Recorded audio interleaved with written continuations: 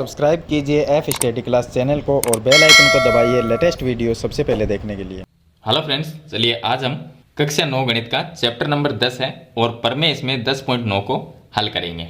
तो प्रमेय 10.9 है, उसमें दिया गया है कि एक ही वृत्तखंड के कोण बराबर होते हैं। अगर आपको इससे पीछे वाले क्वेश्चन के हल देखने हैं तो इस वीडियो की डिस्क्रिप्शन में आपको प्ले लिस्ट का लिंक मिल जाएगा, उस पर क्लिक करके आप पीछे वाली वीडियो देख सकते हैं। तो यहाँ पर लिखा है कि एक ही वृत्तखंड के कोण बराबर होते हैं, मतलब ये वृत्त है, इसके अंदर यहाँ से देखिए, अगर मैं इसको इस तरह से अगर मिला देता हूँ, ए और बी दो बिंदु लिए, दोनों को अगर मिला देते हैं तो वृत्त के दो भाग हो जाते हैं, एक बड़ा भाग और एक ये नीचे वाला छोटा भाग। तो एक ही वृत्तखंड मतलब दो वृत्तखंड बन गए, एक ये वृत्त का खंड है, एक ऊपर वाला वृत्त का खंड है।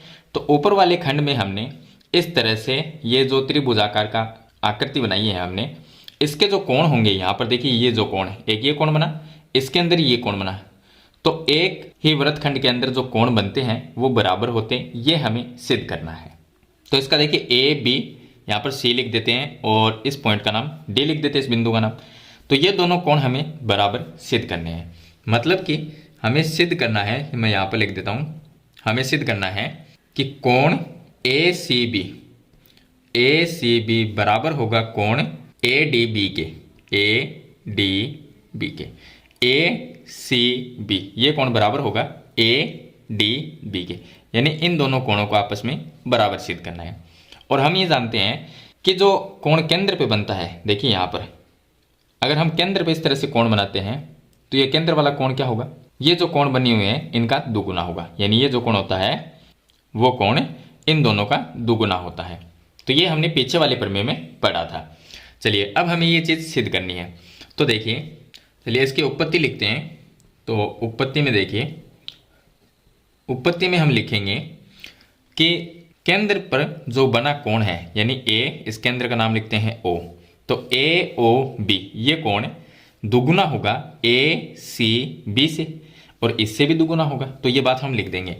तो कोण ए ओ बी, ये केंद्र पे जो बना कोण है किसी चाप द्वारा, तो ये देखिए ए बी, ये चाप है ए से और बी तक, ये चाप है, ये आप भी जानते हैं। तो एक चाप द्वारा केंद्र पे बना कोण और वृत्त के शेष भाग पर किसी बिंदु पर बना कोण का दुगुना होता है केंद्र वाला कोण।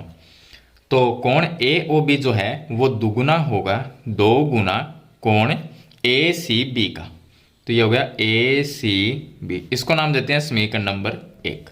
और इसी तरह से हम लिख सकते हैं कि ए ओ बी जो कोण है वो इस कोण का जो कोण डी है इसका भी दुगुना होगा। तो हम लिख देंगे कि कोण ए ओ बी ये भी दुगुना होगा कोण ए डी बी का। तो ये होगा ए डी बी, इसको नाम देंगे समीकरण नंबर 2। ये सिंपल और आसान छोटी सी प्रमेय है, सिर्फ दो लाइनों की। अब इसका कारण दोनों का एक लिखना पड़ेगा। इसका कारण में क्या लिखना है, इसके कारण में आपको लिखना है कि एक चाप द्वारा केंद्र पर अंतरित कोण वृत्त के शेष भाग के किसी बिंदु पर अंतरित कोण का दुगुना होता है। तो ये बात यहां पर आपको लिखनी है।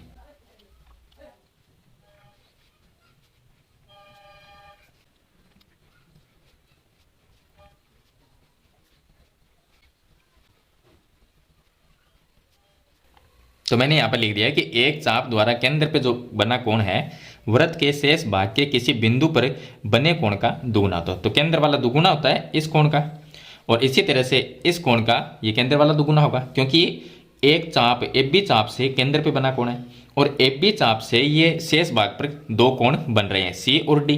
तो केंद्र वाला कोण दोनों से दुगुना होगा, इससे भी होगा और इससे भी होगा। तो ये चीज़ हमने दोनों यहाँ पर लिखी है पीछे वाली प्रमेय से, तो पीछे वाली प्रमेय इसमें काम में आएगी।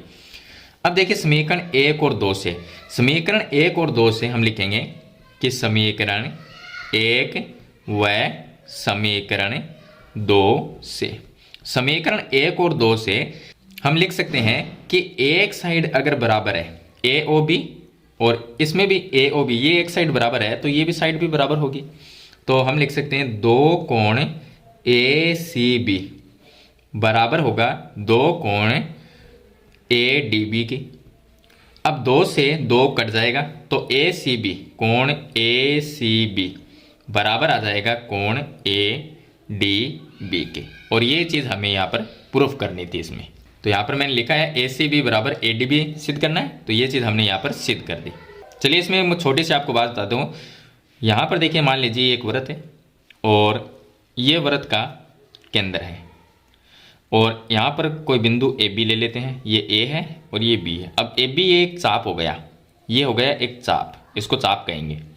अब इस चाप से मैं अगर यहाँ पर मान लीजिए एक यहाँ पर इस तरह से कोण बना देता हूँ, इस तरह से, और इसी चाप से मैं ऐसे कोण बना देता हूँ, और फिर इसी चाप से एक कोण यहाँ पर बना देते हैं, फिर इसी चाप से एक कोण मान लीजिए यहाँ पर बना देते हैं। तो इस तरह से जो भी हमने जितने भी कोण बनाए हैं ए बी चाप से, ये सभी कोण आपस में क्या होंगे, बराबर होंगे। अगर ये 40 है तो ये भी 40 होगा, ये भी 40 होगा और ये भी 40 होगा।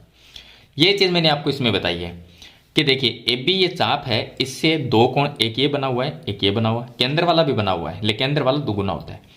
तो ए बी चाप से जो वृत्त के भाग पर जो वृत्त है, इसकी परिधि पे जो कोण बन रहा है, ये जो कोण बन रहा है, अगर ये मान लीजिए 50 है तो ये भी 50 है, ये दोनों कोण आपस में बराबर होते हैं। और ये केंद्र वाला, अगर ये 50 है तो ये केंद्र वाला कितना होगा, ये 100 होगा, क्योंकि ये दुगुना होता है। ये कोण केंद्र वाला इस जो यहाँ पर हम कोण बनाते हैं उनसे दुगुना होता है। ये चीज़ आपको ध्यान रखनी है। तो बस यही चीज़ हमने इसमें काम में ली है और दो समीकरण बनाई है। दोनों समीकरण से हमने इन दोनों को बराबर सिद्ध किया है। तो आई होप ये प्रमेय आपको कंप्लीट समझ में आ गई होगी। फिर भी इसके बारे में कोई सवाल या सुझाव है तो मुझे कमेंट बॉक्स में ज़रूर लिखना। तो आज की वीडियो में इतना ही, मिलते हैं एक नई वीडियो के साथ, तब तक के लिए थैंक यू।